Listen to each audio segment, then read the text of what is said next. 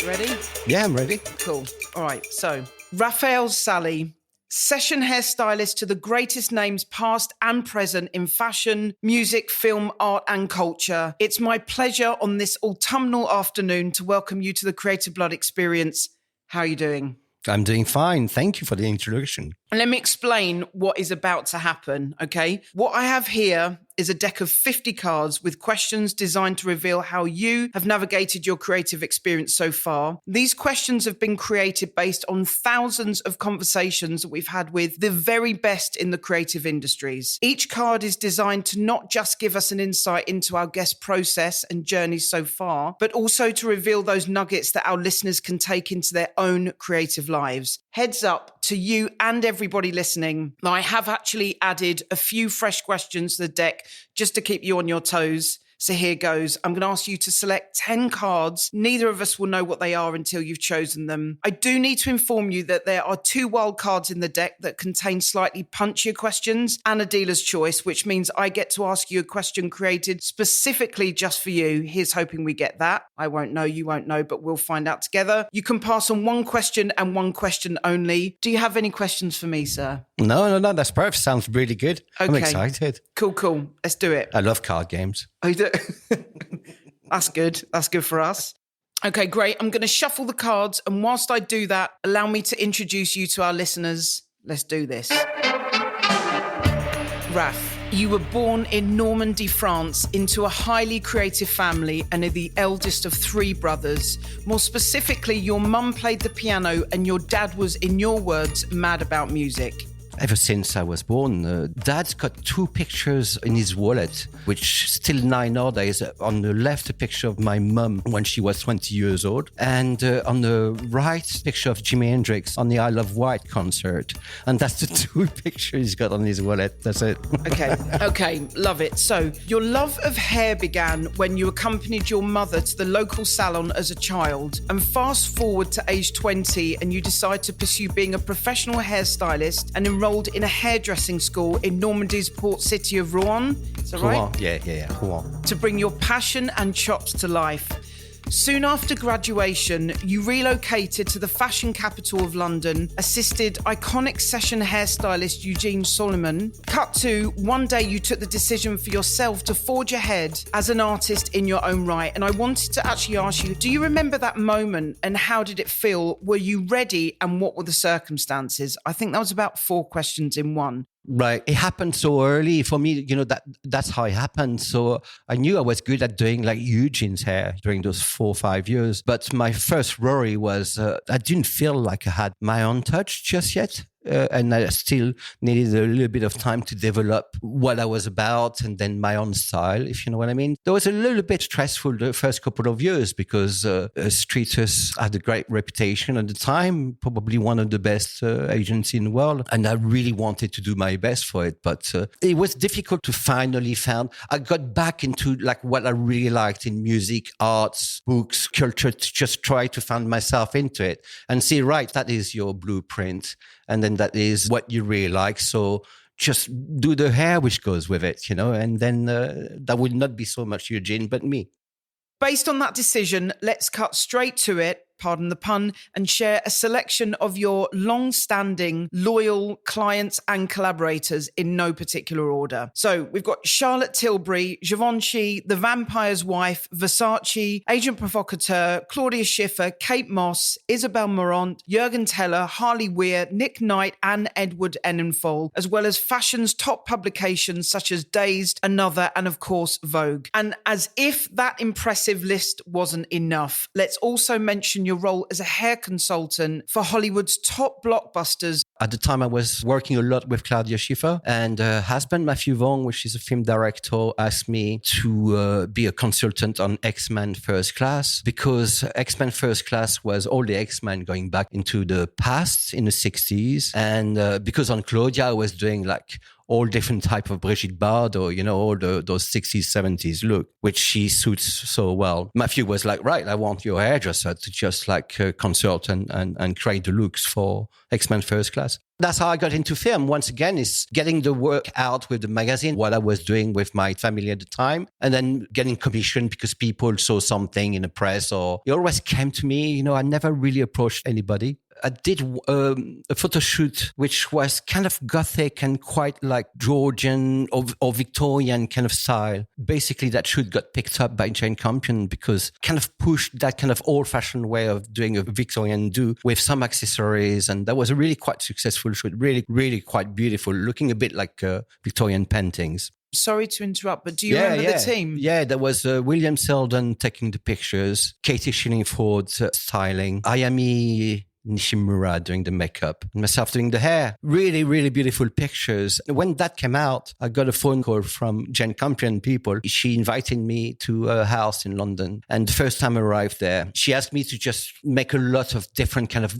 do's, which she could photograph herself. And then with a tiny small camera, or even take a few pictures. And then I was at her house every day for about 2 weeks. She was just like a mom, really gentle woman, making me sandwiches for lunch and delicious sandwiches, actually. Jane Campion does beautiful sandwiches. And then that was a really nice, she was really open, nice collaboration. It's like the kind of person which are if you're scared about going far with your ideas, they'll say, no, I want to see everything. Everything is interesting. So they make you feel comfortable and you give even more, Do you like variety? I really like to just be able to one day work with a musician, the next day it's a writer, the next day it's a pop artist, the next day, one of my assistants, which I'm training, because I get a lot of energy from that as well.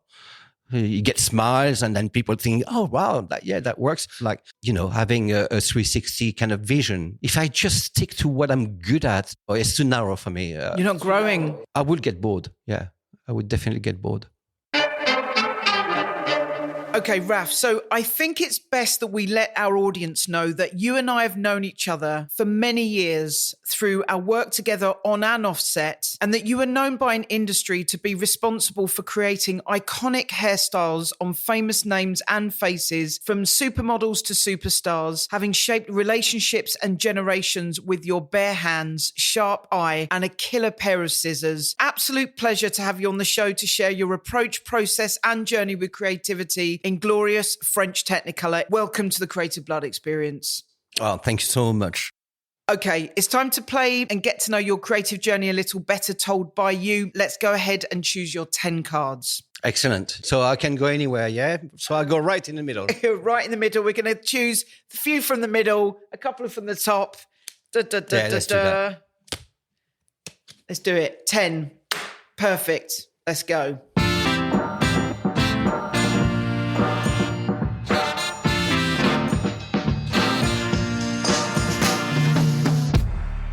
Raph, you don't have any wild cards or a dealer's choice. There are a couple of new questions in here. I'm going to go in deep, if that's cool for you. Yeah, that's cool. Yeah, okay, Yeah. We're going in. Right, question number 1. What's the biggest challenge that you've faced in your career so far?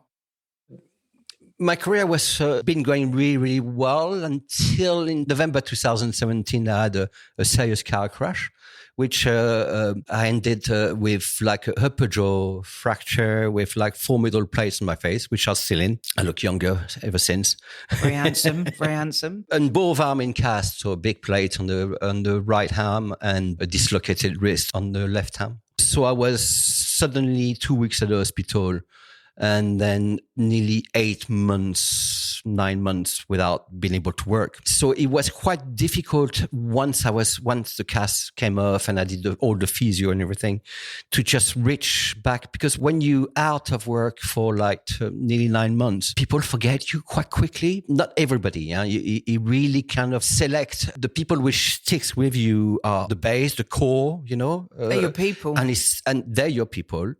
So it's kind of your family, but it's much smaller. All the other people are doing maybe, you can never blame anybody. Yeah? Some people are comfortable with that kind of event and then can be there and support you. And some people aren't comfortable and do the ostrich, and bury their head in the ground. So nobody can be judged on that level. Everyone reacts differently. But I had to just restart everything from the beginning after 17 years of having a good career again, because you lose confidence of not working for 9 months. So your family kind of helps you, lift you up, and then gives you the energy to go further. And then you get a new client, and then slowly, that's what's been happening basically the past few years, rebuilding my career. Also, may I ask you just more specifically about physically? You will have to have built yourself back up mentally and physically. So the industry is one element of that. Yeah. And the industry didn't go anywhere, but you had to reintegrate into it. Exactly. Yourself. For anyone who has been on set and knows the industry, a session hairstylist comes with multiple cases, is schlepping bags across town on planes, trains, automobiles. Yes. There will be a physical consequence to you building back up to that and reintegrating into the industry and setting a next chapter for yourself with a perspective, having gone through what you've just been through, and also a vision for how you want it to look like this time. Yeah, exactly. Yeah. But physically and sort of mentally, what preparation did you have to do that would have potentially been different pre that accident happening? The physical part is actually not the most difficult part, because the human body is actually quite amazing. And then whatever you're going to go through is going to heal. It's got the capability to heal so quickly. But after a car crash, you have that, how do you call it? PTSD. PTSD. So I had to deal with that as well. It takes longer to get back to the level mentally than the physical body is no problem. After 3 weeks after the accident, I kind of forgot, and I was able to just move. If there's a movement you can't do a certain way, you do it another way, lifting your elbow instead of turning your wrist or something, Mentally, it took me much longer to just believe in myself again, getting my confidence back, believing that I could still make some beautiful things, and, all the doubts you can have after a period like that.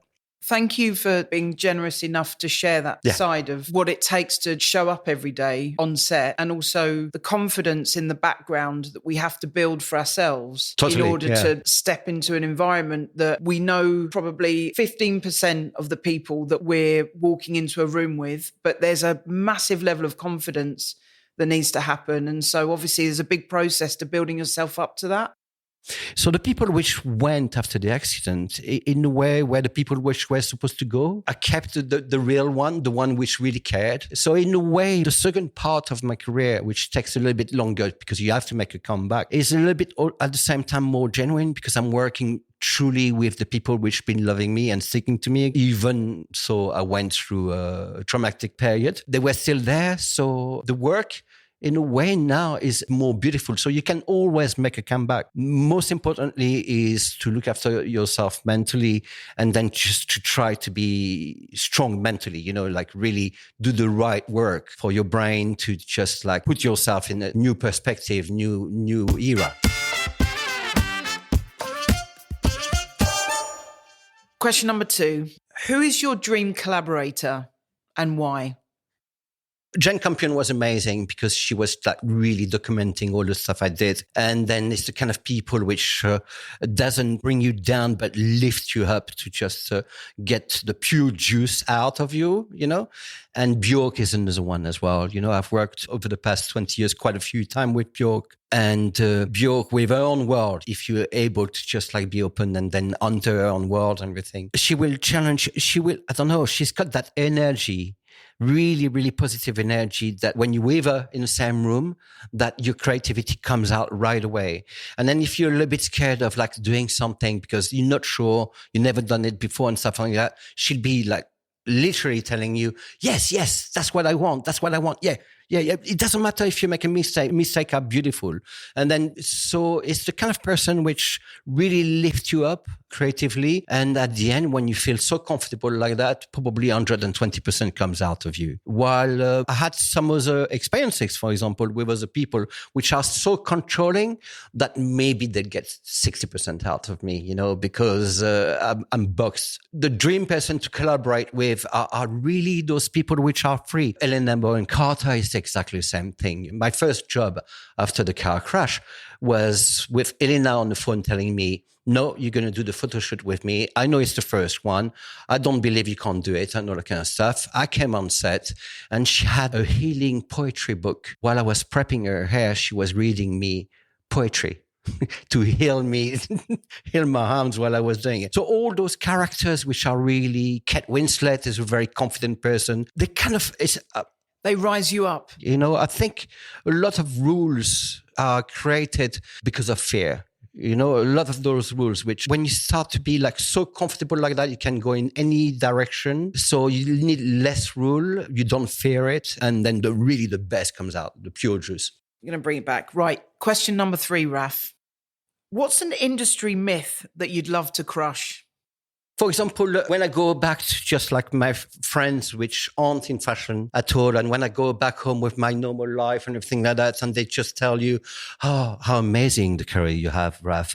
You're working with young, beautiful women, and all the time around you, it must be like really kind of tempting or anything like that. So on their side, what they see is the billboard, like the campaign already made, edited, photoshopped, the design is on it, everything is like perfect.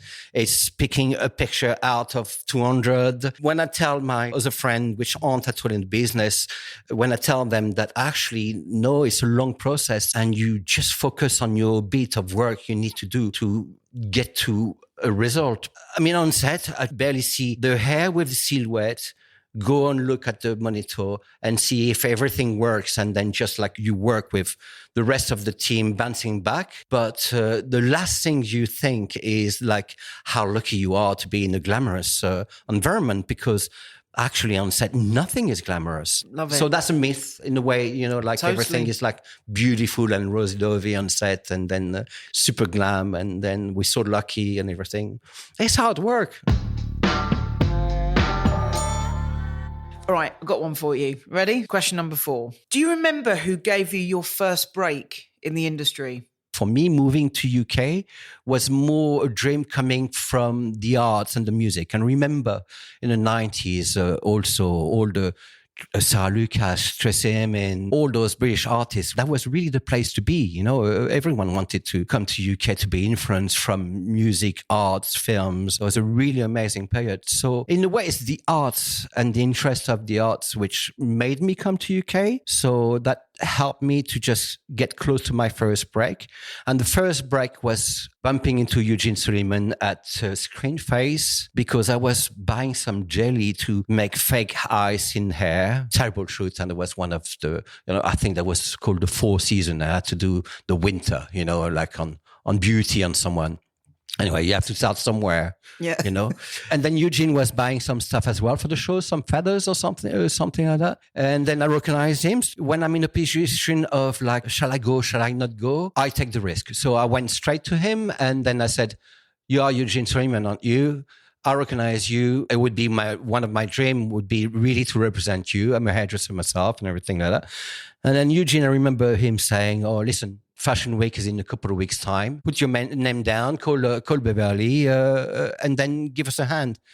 And then 2 weeks later, I was on my first 2 fashion shows at the London Fashion Week. That's it. I was in. That was my first test with him. But the guy is so influential, in the world of hair that keeping working with him for like 4 years really gave me a lot of material. He fed me a lot of beautiful things, basically. So that's my break, basically, because the agent, my first agent represent me, was his agent after. So it's really the person which did put me on Planet Fashion in a way. On the map. On the map. The thing is that it's an exchange. So you took the risk. Yeah. You clocked him at Screen Face.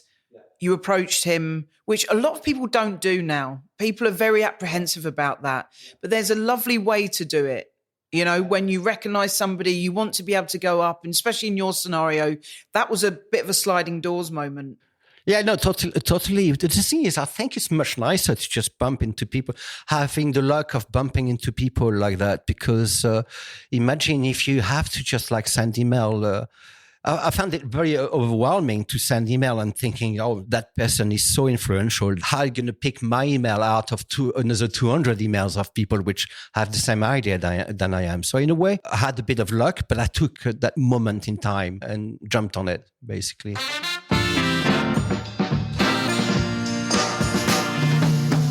Okay, Raph, question number 5. What's the one thing you can't do without on a work trip? My headphones, to be able to just still have a little bit of home, but through my ears a little bit. So with my playlist or anything like that, that's why if I forget my headphone and I can't listen to my music, I'm in trouble. Love it, love it, love it. Bit of a big question here. I'm going to paint a picture with a scenario for you. So you're working with an icon in their field and a personal hero. Yeah. So picture that person, but they're only giving you 20% and you want to get them to giving you 100%. I mean, this is in relation to performance, but very specific to you, for example, if you feel like what's required is a certain hairstyle that you really feel will make them look and feel absolutely fabulous for the image, but that person is potentially not playing the game. They may be a bit nervous or they don't necessarily agree with you. Yeah. Is there something that you would typically do, or how would you get them a little bit closer to where you need them to be? That work, you sense it quite quickly. If a person is willing to just open themselves for difficult, I'm having difficulties to get my own portraits. It's hard to be on the other side of the camera. And then imagine whatever happened to people in their own personal life or anything. Maybe they didn't sleep all night, or maybe you're not feeling great, or simply you're just not feeling it today. So the moment when they go to the hair and makeup, and that I really would like to say that it is a really important moment to just like level things out. In a way, it's nearly like serving that person 2 hours, 3 hours later on a silver plate, the photographer, the art director, before he goes on set. That time during the beauty with the hair and the makeup and the pampering, that's the time when you have the opportunity and the possibility of making that person feel better and comfortable. Maybe a bit of a head massage. There's something which is really important through the process of beauty before. And then if you manage to just like be gentle during those time, there's a better way to just maybe go towards the idea or warm them up to it, It's not necessarily about the choice of the hairdo or the makeup you're going to do. It's more the psychology, the approach you're going to have with that person to just like gain the trust. Basically, because once the trust is gained and then once that person is feeling comfortable in your chair, you can pretty much do anything. They'll say, yeah, go for it. So it's not really on set, if you know what I mean. It's all that preparation before the photo shoot. It's psychological. Highly psychological. Yeah, exactly. What would you describe as the percentage in your experience of the time that you spend on the hair versus the time that you spend with the person and the psychology that comes with that? The ratio is the time you spend on the hair is probably 30% and 40% and then 60, 70% of having a bit of psychology for the person to feel that they're top, Okay, right, cool. Next question. So, Raph, if you could whisper a piece of advice to your younger self, what would you say? When you're young, you're really fast and you want things quite quickly and everything. And then sometimes certain young people are already kind of grown and old nearly because they just know at a young age when to take the time. And then me, I was mostly the kind of person which just within a tenth of a second would jump on a project without thinking about it, or go there or organize a rave party in the early 90s, which I did quite a bit. Everything was done really quickly and instinctively. Just the thrill, the thrill of it, So there's one good side of it. Now, as an older person, in certain occasion, I wish I was more like stepping back, watch it, and then make the decision a few days later than too quickly. Patience, yeah, which I have now, but I didn't really have in my 20s so much. Join the club. Thank you. Definitely. Okay. So when people say you get better. Yeah, you become more patient. You take your time, you observe, you just lean back a little bit rather than 150% leaning in. It makes a difference. I much prefer myself at the age I am now. You grow, that patience brings a lot to you. So I'm looking forward to get to the next level for the next 40 years, if I'm lucky. Amazing. Okay, all right, I got a biggie, I think. Raph, how do you measure success? When you've done the job, when you've done something, and then you come back home and you got that warmth. For me, it's very physical. I drive back home, and then you get that warmth right in the middle of your tummy, and it's kind of like nearly like the sun, just like expanding to the rest of your body, and then to the point that it kind of naturally makes you smile. And actually, I'm driving, so I look a bit silly while I'm doing it. It's that warmth coming up, and then that instinctive smile coming up, and then automatically right away, the brain is telling you, you've done a good job on that one. It's just that sensation. So the feeling for you of success is after the shoot. It's not when you see something come out in a magazine or on a billboard or... No, the job is already done for me. Yeah. For me, once it's in a magazine on the billboard, I'm actually not that interested so much. I already moved on. Already, anyway, it takes time for stuff to come out. For me, success is just that warmth within me that your instinct has been fulfilled and you've done a good job. That's really, for me, it's quite rewarding. It's a nice sensation.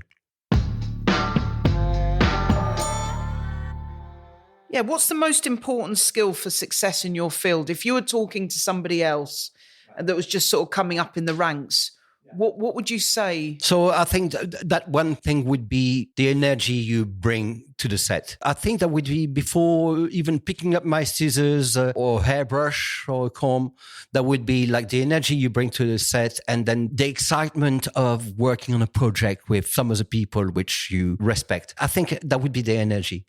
If you come with a really good level of energy, it's going to bounce back, people is going to feed on it, and then the ball is going to be rolling. Right. You ready for this? Raph? Yes. Question number 10, last and final question. What's a risk that you took that changed your life? Moving to UK. I mean, saying bye to my family and my parents, and then just live in a different country, different culture, different language, practicing everything else. But once again, I said earlier that I felt I always had those roots since I was born because of that very British way of all the arts he was interested about was coming from Britain. So I felt like I had to do it. But that was probably the biggest risk. Awesome. Raph, thank you so much. We're so glad that you took that risk. That's your 10 questions. Now let's head for a seaside stroll and likely bump into a few more DFLs down here on the Kent Riviera, as it's affectionately referred to. Thank you for being a part of the Creative Blood experience. Let's head out. You're very much welcome. Avec plaisir. Do a French version of yes. I'm so sorry. If you enjoyed this episode, make sure you don't miss a single drop of the Creative Blood experience by subscribing and following the show wherever you listen to your podcasts, and share it with a fellow creative. Let's get these conversations out there and into the ears of those who need to hear them. Thanks for listening.